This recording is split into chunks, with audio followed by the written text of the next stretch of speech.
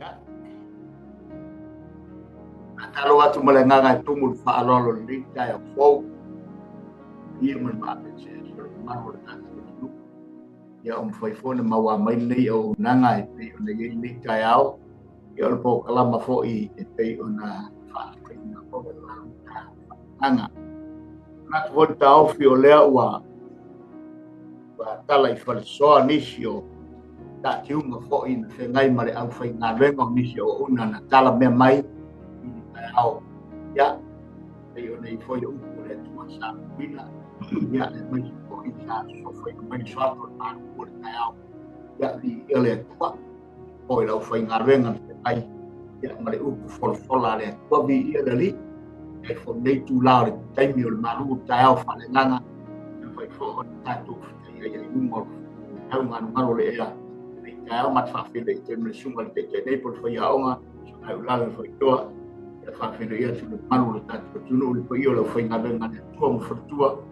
ia e maisi po paanga masangi e peo nei ei, le whatasi mai man mafuta mai pea i le aso ma le aso, ia o po kalama wha walu fhoi o nei vai aso i le upo le atua, ia na whonga i le pea ana ua ona, ia mai matu fhoi o nisi o le whai ngawenga o lo matu na mlango whatasi, fatalo fatoi paanga masani ia fe lava se meo e maua mai ai le nei foi au langa ma te fifia fa felo ia tu ia te oi wafo i Yesu Kristo o tatu li i mo tatu faola fatalo fatoi nei tu asin sina ia olo ono ta po i foi matalo tolo mai ia ai manuia faiva fatau tainga e peo nei ai foi ia le au nanga i le upo le atua i le aso ma le aso au tatu ia le langi le nei ia olo whapena walu pe upo le atua ma tata longo pea ma se whau ia se ita tau pe le upo le atua e sao ia ma whata pena i tatou ia so ma le taimi ua o tatou ia i taimi whaintaro so i whanga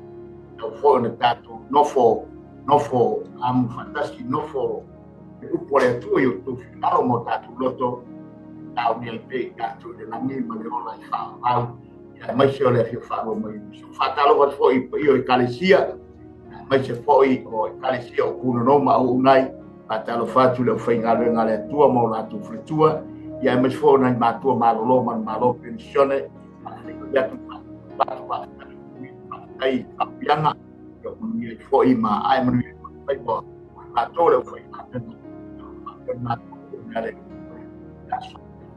le tua fa felo ia tu le i o pole o na le tua ia o fa foi me fone o nanga sunga ya mai preta ma futi ya sala mare au tau malosi mi uklani ya ma te fa fi ya tu le lo monei boni tone mo wa tero ya ti ya to ri ba fa per pelo ta tu i tu so lo ta tu li i lo ta tu ahora ya alo mai ya la ta tu tala me fa solo e pe nei di tao ya la wa ma te nei ta tu le talo ya e te nei le ta tu alu tao nei ta tu i fo ma talo yo vale atua lo matu te ma o le langi i ia lava lo suafa ma fane na ina lava oe mai fangu mai fo i matu wola ma fa sopo le soi fuola fa na le ni tau fo ia lava lo suafa i su ane na ina ma fa pina lo suafa ma sa uni fo i tua i lo upu le ni tau alu le nei pol kalama e pe o na iai no na fa ingo ina o le malu tau fa le nganga o lau upu lea e luruina le atua i loto tangata uma ma sauni ai mātou ina ia ta pena ina i mātou ma sauni ai so temi kali atu i puapua ngama whaina tau le ola wa mātou iai ana le leis whaamuia le atua i lo watunuu o e mawama nei polo kalama ia iei lau whaamuianga whaamuia e maua nganga pa ia lawa ina ma whaaleo ai mamoli e lau whaunga nganga pa ia ma te whaalamolango iai alo leo wala ua te ale lu swafo Yesu amen ya fa pelo atu lu sungo lale ma lor so fumi le sungo pe aonga Alor se fua alor le langi so fua ya le tua ni te mita fai ai foile lo tole le taiao ya le ua ta mafuta ya le li ta sili le taiao ni fa pena le ngango ta malu taiao fa le ngango ya le li ele le mata mo fie mafuta fantas ya le li ya Ni ele tua le leita yao e fo wa tu li matu le songa le li ao a soalo ia e awale pa ia maulunga ia Samoa me se fo ile a fo anga pa anga uma ia ale nei au unanga por kalame ale club por kingdom TV channel ia ilana por kalame o le malunta yao fa le nanga ia ile ta yao male ta yao ia o tato masania fo el tono fo na o mangaia le na ai le tino wa tau a fo ina fa fe lo ile no mai o le tino fi ai a so ana moni lava ia be fo na ia Samoa so alo ane al fa fo anga Samoa ia nga le isi lua le isi pula ia ade ese fatu au mai lo ia Sali mai male fa si popo foi se tu lo ese el mana ia ia le o le tato tu si foi tau ia na we silsila nei lu mo tato green ia o le salamo na se lau torto ia fai o mo ai o le tolu le lau fai tawina a to ia mana ia salamo se lau torto na torto o fai pantolo a fai auta o le mea e matua lilei ma le mata o fie lava. E anu nofo fantasi lava uso. Usa ma le suau u lilei o le ulu. Ta feifo le ama lava a rona. Ta feifo i le ua o no ofu. Usa ma le sau i herimoni. Wa totoifo i lunga o mongo siona. Wana poloa i ova. Ia o ia ila na whaamwia o le ola lava lea e whaamau. Amunia mai lea tua e tusa ma le whaitawina o la na fionga. Ia tu maupea ia te ia lo na vi inga e whaamau. O le tato whasoa le na e matangofie. O ia le lei ma matangofie le mafuta fantasi. Aleluia. Ia. Le.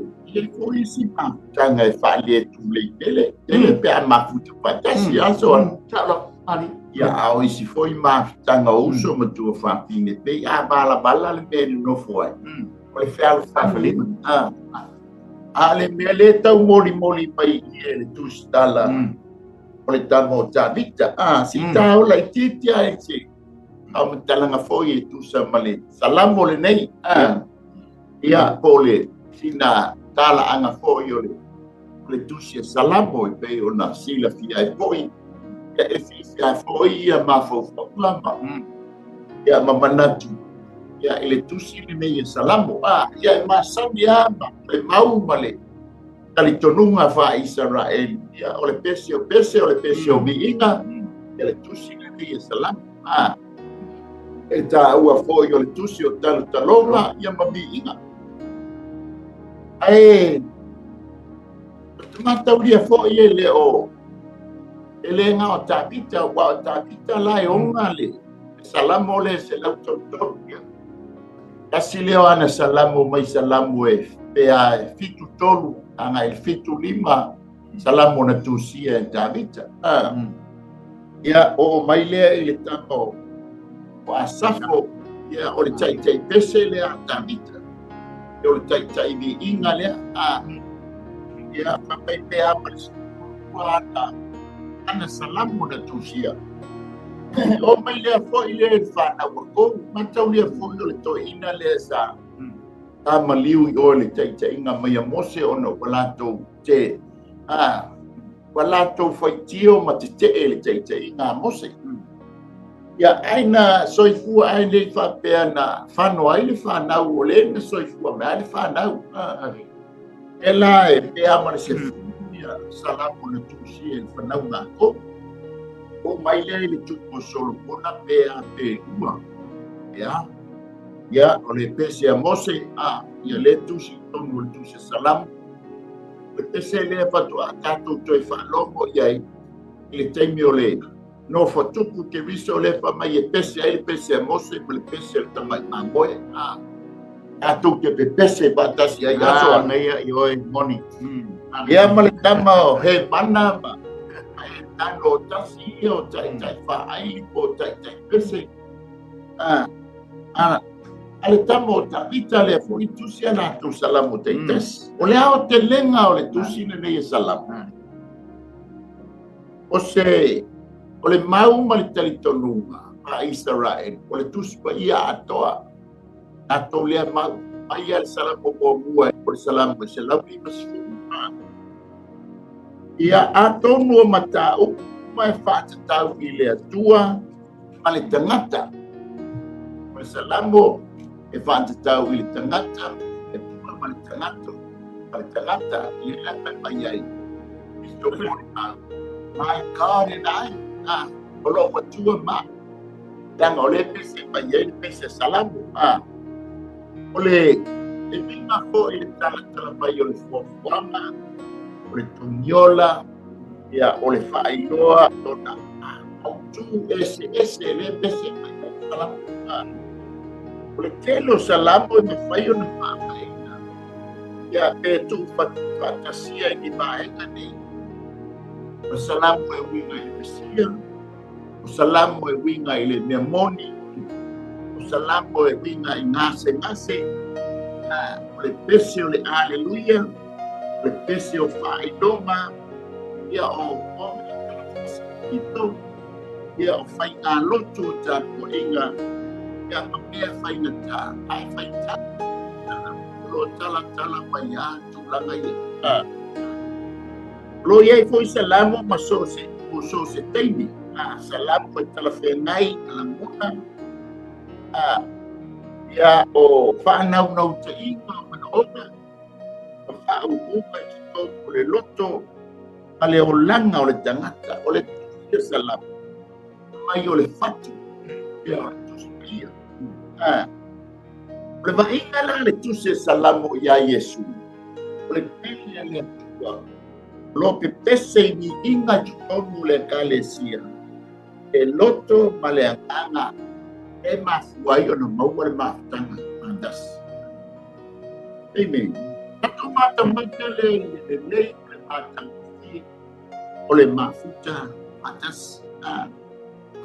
Ai mata foi oi e feso e lua fe pasufai o le supalema. O le mea nilo le ana. Faali ya Paulo. O le tau mawhai le tu tangata iutaia ma le tangata e le ni. Ina ia maua se mafutanga fatasi. E aveai o le tino e tasi. I totono o le kalesi. O le fina ngalo la o le atua. Ia mafuta fatasi le iutaia.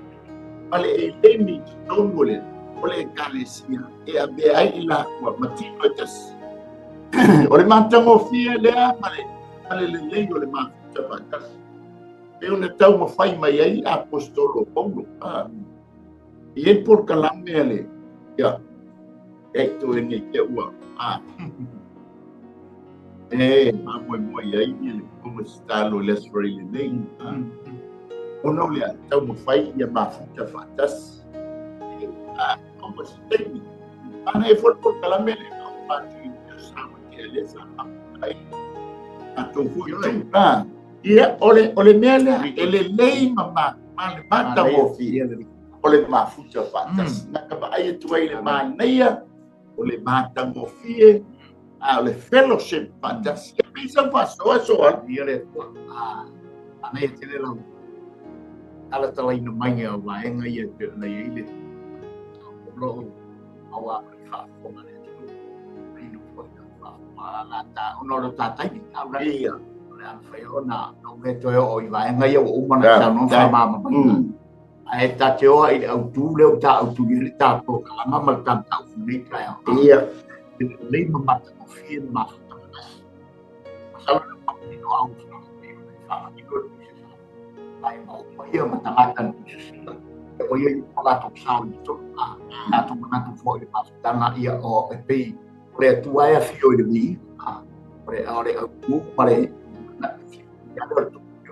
kai pi wa ono i ore tua ia fio a ia ono no fa io sumi che lupi me la maniera ia e po ne ao mo poro pese a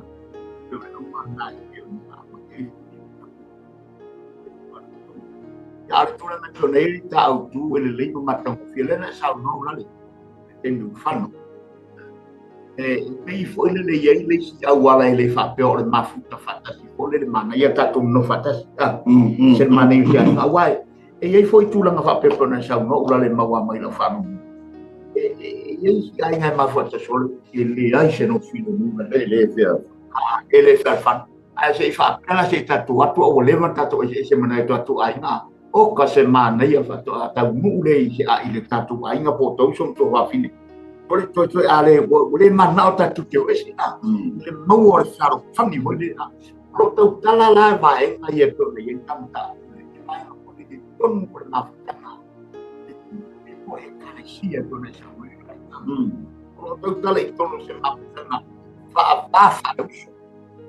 fa ma fa na le ma wa mai ona onisho tu singa mai NIB mai New International Vision pi tu tusa vai no le harmony mai unity o le tu fatasi o le mafuta fatasi tu fatasinga mali ese ai fatunga pi o se pese ko ile pe fo le o la ngona na ma tu la ngai pe na yai le tulanga pe ona ye le au matono le ta auturia mata ngo fio le mafuta fatesi o lo to tele tono tonga ale kalesia a o se ainga ese le mata ngo fi le reta to te vai atu ile ma meia le mafuta fatesi o le mafuta fatesi uso e lo tu sia e per mai le te fa mai a one tu tato tu la fo il fa poto to ino tato pe o le masani ai si tangata wa e mo ia o masani stengata ile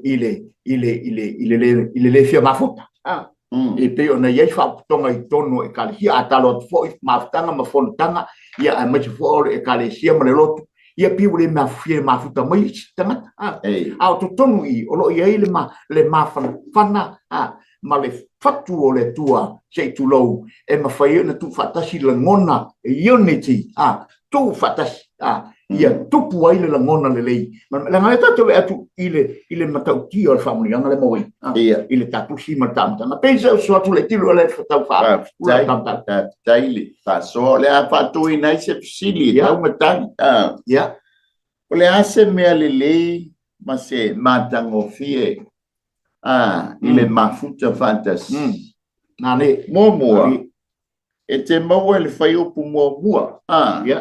Mai le whai opu mua. O le mea, whauta o le mea matua le lei, ma le mātango fie lama. Pe ano nofo whaatasi oso. Le lei ma mātango fie, ia le mafutanga, o le nofo whaatasi oso. Amen. O le mana onga leo o Tavita. Ona ngai lo le leia e Tavita. I to tonu lona ainga. E le fe alfani o noso. Mari. Ai mata le salamo e ono sfuluiba. Pai upoe e manu, pai mai. Ua whaia o matangata au mau yo uso. Matangata ese ile faa nau alo tina. E kukusa latu, ale va ainga Tavita yo nauso, wa pei o yo stangata ese. Wa salamo le ono ima, e tala noa ili o langa o Tavita i tono lona ainga. Ale fa mai Tavita. Ka fefe se le maa ngai o se, le ima matango fie. Ai no nofo fantasi uso. E langa i maa ngai ya. Amen. Ole ma nei ai wa foi a mai se ata ngole to pua tanto laiti nei o tanto uso mo tua fa fine fai fantasi me fa longo uma ta mai to das fa longo uma tanto tina le e tala mai ai e Tavita pa mai esse le ma le matango fie o uso le fatu sai pe ano no fo fantasi uso langa pe o isi tala pe fo isi ma fo e fa le fe al fani tele uso mo to fa bine pe ai bala e ese la fe al fan le la foi mai ai ele tio foi lava mai ia pele amo ia lota o ta o le uso o ta o le uso o ke le mana ola e fei tanga i pe ele tu te misa ia ta au ona le o ta o le uso o le mafuta kai mi le mafuta o mai foi le ia buta manao o le mangaia i o le mafutanga le ana o mi maruta o le la mafutanga fantas okay la me na tula i mai ai na tula i mai ai le avea ruta ma fale tu o poasa fa nau mai ai le grandfather por great grandfather kamo ya o beta o beta fa nau yese o yese fa nau ya il tamo ta vita ma fa solo mai ya na mafua mai kia mafua mai le mafutanga ruta ma ngali na homi ma le tama i mai moa le leila le ma le matangofi na fa nau mai ai se mea lei ma se mea matangofi le ngai uai le ngafai o ia Yesu Keriso amen ia peisa fa so le tu ma nei te awai e pei ula le o le wa sa no ba ngai le wa e mai fo ila lo ta pa fitai anga peia sai ile te fo ia vai nga mai le wa mai vai ngai pe no i fo luta sa le mo fu se mo le ma se ma fo fo le no wa o ma wa le tapo klama ia ma sai di fo ma fu ta tu le fionga le tu manisio tu singa ia tau ma la vai ngai e pei o le vai nga le ia ma matango fie ile fina ngalo fo yo le tua ile io tatu tangata ina ia tatu loa o le fina ngalo moni alo le tua pe o upuni e masana fai le au fai launga e le ai se maftanga ta tele fa longo ini ta tele fa longo fai upure e fai ale upure a mafuta fatasi mutu fatasi fatasinga o se no o se fio anga ia ai mai se fo me tele le tu mai le tala salam le salam wale me mata mo fi ma nei yo fa faita ma nei fo I fa nga mai nei te mi uma ma nei le sound ma nei le si leo ma nei la ngona ma le manatu fa ye toi ai o le ngona ma le manatu yo tatu e te tau on tatu ye tonu ma tatu fa tino ina le winga tonu upuia ole autu ma le ngona moni le pona e saunoa ile le tulanga pe fo na ile fatasia fo I matoe le reconciliation po le reconciler to tanga venga fo I pento ye tatu e sel mania o le fina ngalo le tua ina ia tatu fatino ina vaenga ia o le ale le me fiesti de sile e ile tua o le matango fi o le matango fi le na ma le aulo le na fa inga mea Avere tala apostolo Paulo le fai olene le foi mau mai Filipi le na fa mara sila o so o pale le na pe o fa long o ka sole o le fina ngalo foi na la o le atua o le matango fio o se aulo I lana sila o lana fa na le lololangi ai tu fantasi matango fie o le nofo fe alo fani o le fengale ngale ai o le fetausi ai o me o mai te tonu o le melea o le mafuta le fatasi ina ia fa pe on tanto fai wa ma sani o fai la uma fa polu fai a upura e matango fie na wa fai mai le tala salamu le ma matango fie uso ai no nofo fatasi fa tu sai ile suau o tau ma mai salamu le fo la ta la noi le nei tai so le esele mana yo fa pu a fai la unga ma tu la fale fai ai fa fe tai o fina ngalo na le tu ina ia tato activinga ma tato fati no ina la ngona ia ma fa foi tau moni fina ngalo ile tu ale na tato tau lo toina ele na tato foi tau fa pe ma futa fatas ai le o maua le nganga o le fai tau le fina ngalo ile tu I to tono la nai kalesi ma se o to tono tato ainga ina ia o le fina ngalo le tu esele mana ia le la tatu o te ivange ulale pe na yerta fa so to bita lo ngona le bi ele tatu ol mana to lua le nga to tan o ye fa tatu mana te wa ya ali ole ase mele lei ma le matango fie ile mafuta fantas le la fa mai mo e fa pe o uso ai no nofo fantas lona lua e fa pe o le manongi o le suau ai te e te fai le fai fa mai ai le a foi le vaenga le fai upu e lua tusa mai suau le lei ua tusa male suau le lei e lunga le ulu ta fei foi le aba o le aba lava arona na ta fei foi le ua ona of ole suau ole ta ua ole anointing oil e te maua I oi le kenese tau se furu fai o koe lufuru lua ngai fai o koe lufuru lima tau se furu fai o koe lufuru lua e o fai o koe lufuru lima pa mai o feta lai mai fo I o ba ya mose o whapea mai o oe fo I e ave mea manongi e sili ona le lei o le muro le lei e lima se lau se keli o le ina moni manongi fo I o le vai wanga o lea mea lua se lau ma le lima nga fulu o se keli ia o le kani manongi fo I e lua se lau ma le lima nga fulu o se keli o le ke sia fo I e lima se lau se keli e tusa ma le se keli o le malu malu e tasi fo I sina o le uu olive e te fai ai fo I le uu pa ia e fa au ai o le uu palu fe filoi I le faiva o le fai mea manongi e fai mau pa ia e fa au ai o le manongi o le uu lea le fa tusa I ai le lei ma le matango fie o le mafuta fantas o le filongia po le mix fantasi o le uu ma mea manongi ese le uu ese mea manongi po o mea manongi o nga mix lea pe ia fai ngole lolo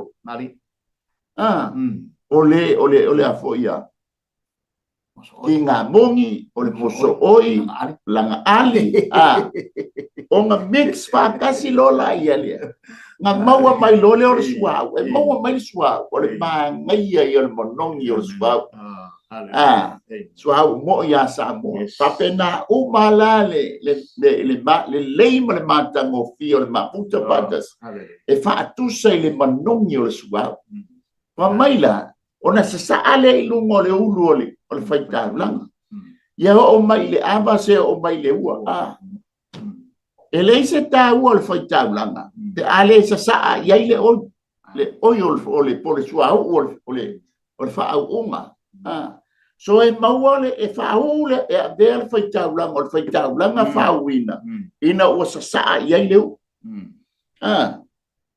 ia e le whapea o le a tātou loa ele I eise sua o le mātango fiele o le whesota inga o le sua o ma meo ingredients o le hawha mea manongi toi po umai I le whesota inga le tangata ma le sua o e a vea ai le tangata po le whaitaulanga o le tangata ua wha wina e Yehova ia peisa whasoa ia atu le ai malona tolu o lewa e o maia vaenga ia pe ona il tu la fono le ale tu ia mose e pe ona fatonu ina ai mose ai tu la ngome uma mana ia yo me mnongia awa ata mata I tu la ngole vonsa I lia tu ia vaenga ia matau tia le sa salo mnongia so au sole ya vai le mana yo me ale la famui na I more o tangata mafuta mawan no ferfan ma le tfinga ngale vai mana yo me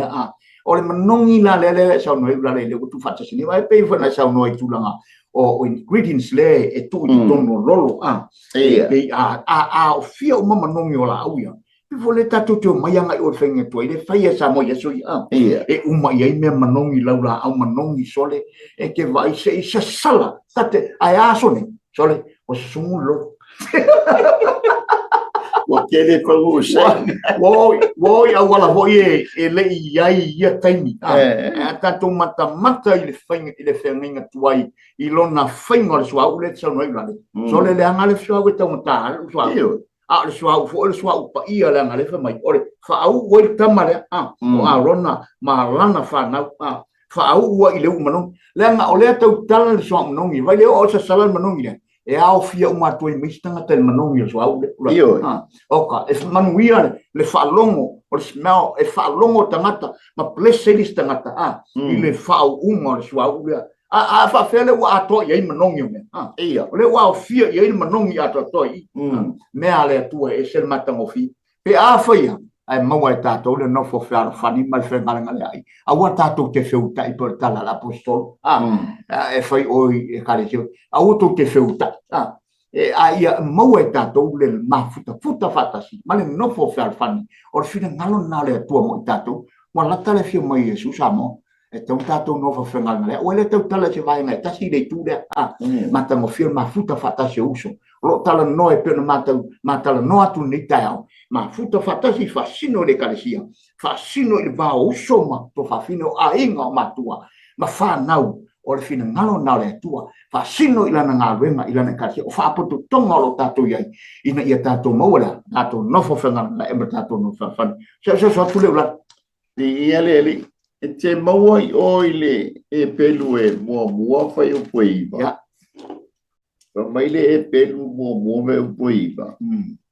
O leo ua Ya.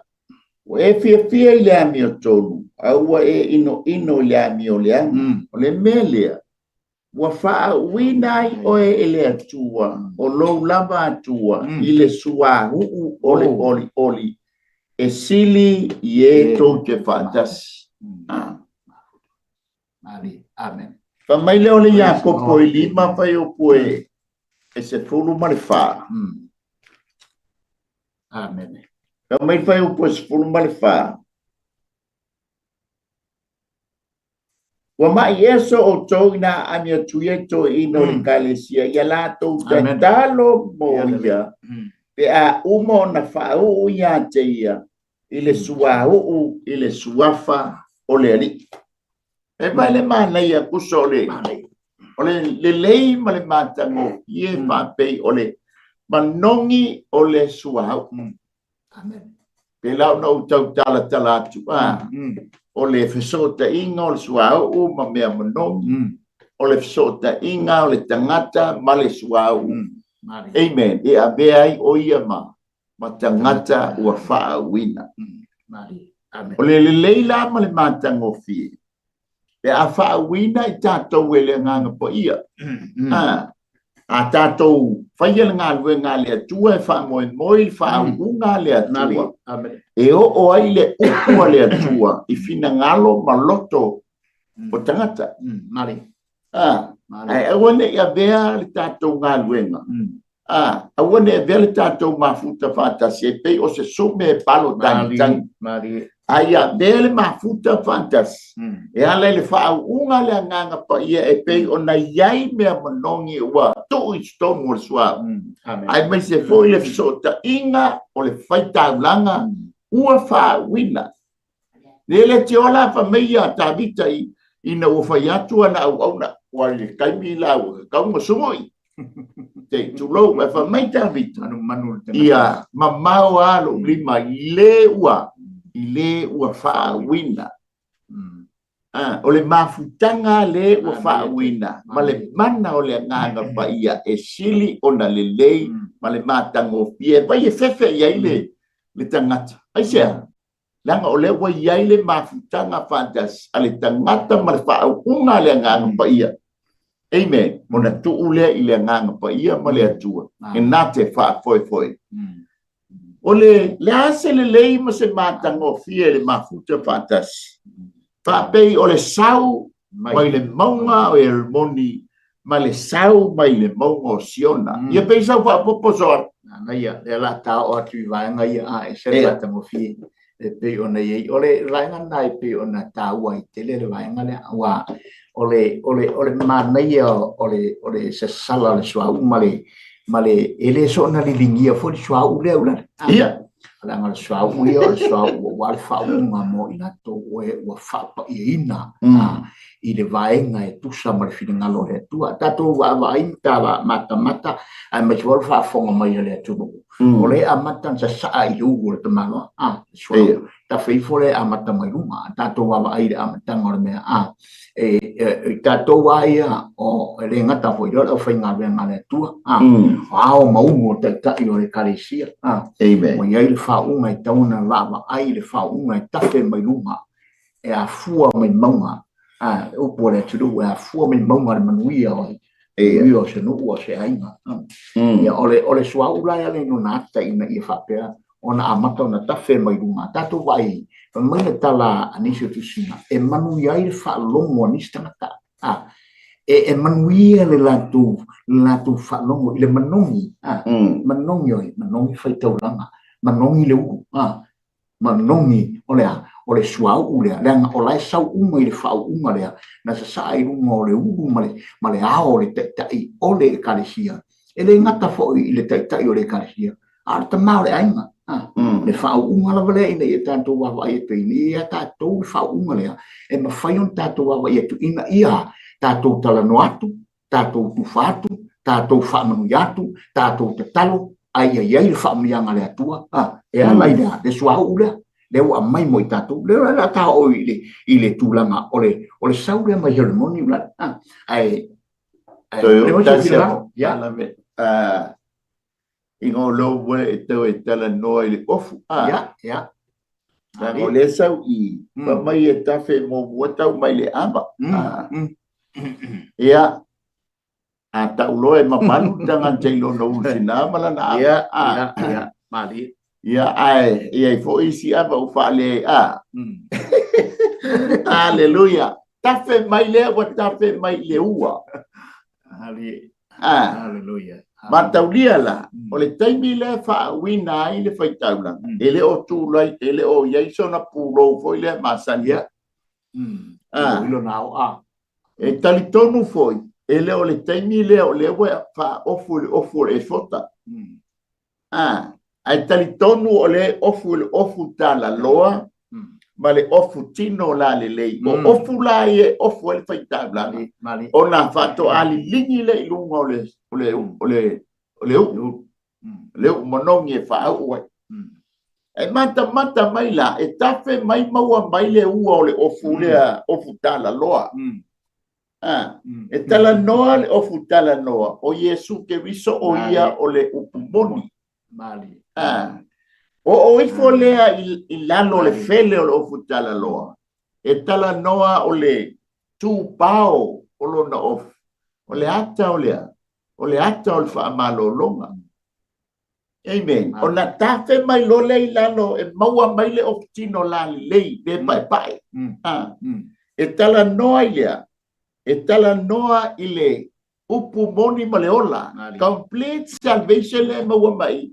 Le baila ua matua whawina atoa le au na le atua e o yona la e langa o le whai mai.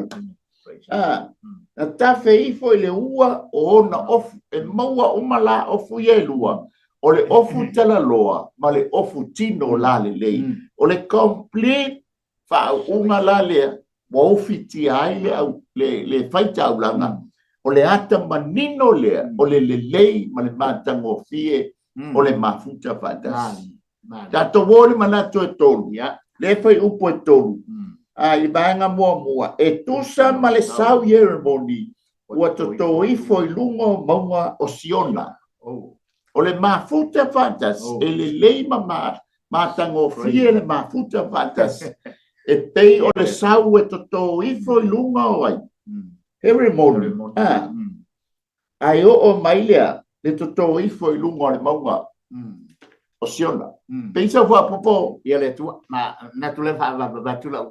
Ia na tula le no tatai. O tulanga ia le tata no ia harmoni. E sel ta ua matauria. Wa tato mata i oilo le fo ina ua fo i mai ia le whanau vai sorai. I no umaia na tulanga na tu ia mose ina ua fasie tuku. Ia ai tula i mai ai lea ma whaamanuia lea tua i ele ia ma whanua ia ina ia tu watu i le whanaunga Israel. Lea lai ai whanua lea le maunga lea e tau heremoni. Whapere se tala ula o le maunga lea o le maunga i pa ia. E iai le sau i le maunga lea a o ina toto le sau na to ale runga. I tu sau tu singa whamatala nganisi. A ola ina tafe fo pe le fatu sai le ava tamalo aluna le fatu se swau le sa irunga e pe la tafe a ona mount le saulea pe eskiona ona tafe fo le ilalo ya wa mamanu yai no uma ia lalo le ata tu te mata fa ilo mai te tato e tato te vai tu ile wingo mo le pe sacred mountain of a pagan place e tu sa o se monga fa saina e pa ia monga le moni le tato mata tu ai so le mata mo fina fa man wia ia ile tua le fa mai e to mai le sau mai ceremony wa to ifo ilungo le mongo siona ia sa sa tu ulale mi ele o le maunga le ceremony o lunga le tua o suria ma aio malawe le eleo o isala elu yai e failasi ma mau i lunga le maunga i le fatusa Davita le ilalo le olona ai isiona ai o le maunga e taua o nisi o talitonunga ma nisi foi o mafaufaunga o le lantou ma talitonunga o le maunga lea na o ia ia sumo na so o e toto ilunga lea na feliwa ina ia Yesu o lesi lea mau ma lesi talitonunga ai o le teimile nei o le maunga lea ta ua o Mount Tabor o le maunga lea la iai nei le mataanga la iai nei le mataanga ia o le maunga le ele mamau mai malenu o Yesu le o Nazareta tu so le o ngā tonu o le ai le pe awhai ke fika i lungo le top sau le o ngā tonu sau le ilalo Yerusalema ai o nisi o tustusinga ma moli mau nisi fo ma faufaunga whamai o le maunga o le o ceremony le ta ua i nisi o le maunga pa ia ono le maunga na Piliwa ia Yesu ai o le taimile nei taimi o mataanga ia o le maunga le wa ia nei le o ta ua o le maunga o Piliwa ina o le lalo i le mamau mai ma i Nazareta le winga o le tala o le e ko alo le makaulia la peila o le maunga i o tatou o le winta makua ko alo le eisa le la fai mai e tusa ma le sau ceremony ua toto ifo i lunga o le maunga o Siona e baba ma mao le maunga o ceremony e le topo le tumu le north side o lalo i lalo le Yerusalema e iai le maunga le o Siona o le maunga le o Siona o le winga la o le tala te folana i tawam tala mai o inga sau le sau mai o e o mai i Siona peilona pe na fatu sai le sa mai o le suau i le ulu o Arona o mai lona pa ia malona le lei malona matang mo i ofu o le faita blanga fa mai lea tu sa lava pe matu le temi lea por mango la lo Siona mango Siona ai o inga o mai le sau le mai lunga mai le maunga ceremony e o mai ilalo i le maunga Siona le ala fai mai e malama i fo le tae au e peisa timu o no le ele i timu ai ona o le sau mai ceremony o le o mai lona le lei mo lona matango fie ilalo le maunga Siona o le maunga Siona i Yerusalema o le maunga le ta una manu malo mai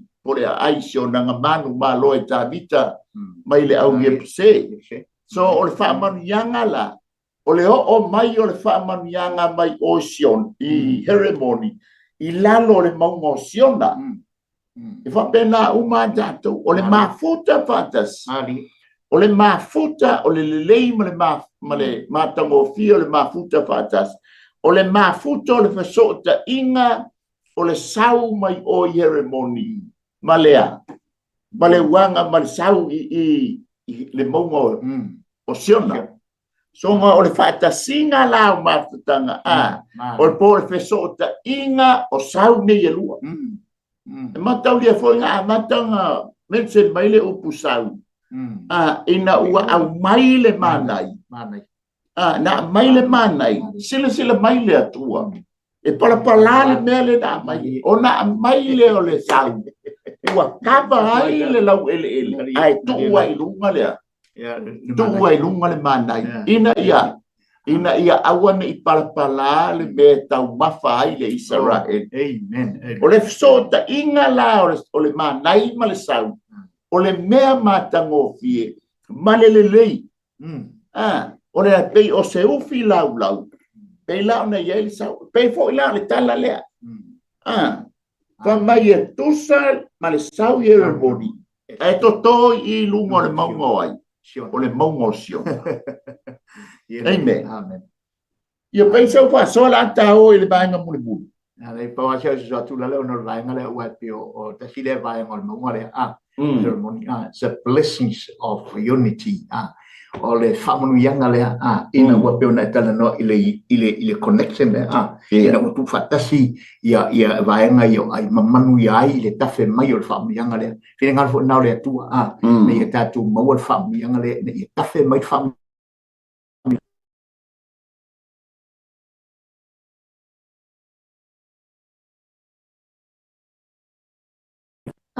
tu ia tatu te fruta se wala ta mai e susa mo malosi no tele o sai fa pare ia se asa tu o le ase le ma se ma tango fio le ma futa fatas pa mai fa pei o le no fo fa tasioso amen lua pa mai fa pei o le monongi o le suau wa le taimi o le whaunga, o le manongi o le suau.